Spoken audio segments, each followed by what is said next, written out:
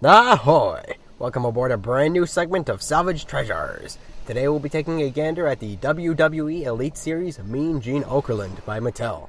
But before we set sail, up first on the Salvagiers channel, an unboxing. I did some research and came to the conclusion that people must clearly love those since just about every other reviewer's video starts with one. Well, here you go. Now that we've gotten that nuisance out of the way, we can start with a review. This was originally a Build-A-Figure where you had to buy a bunch of other wrestlers that you probably already had several duplicates of just to have the privilege of owning Mean Gene.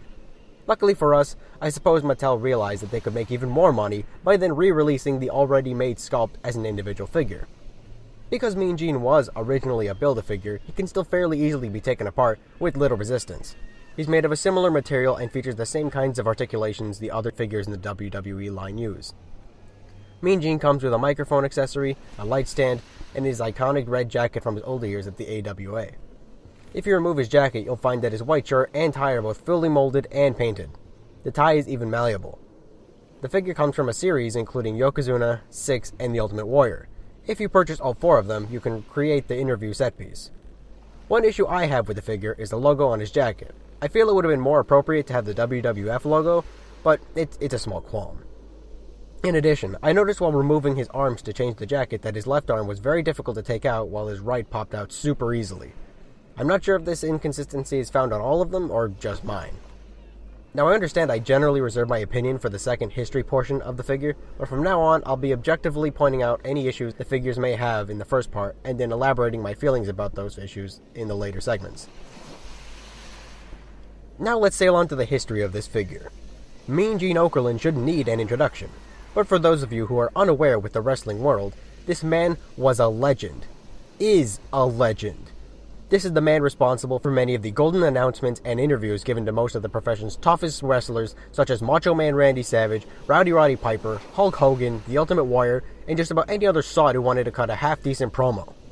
His demeanor and enticing voice created a charm that resonated with audiences so well that people were just as excited to see Mean Gene as they were for the main attractions.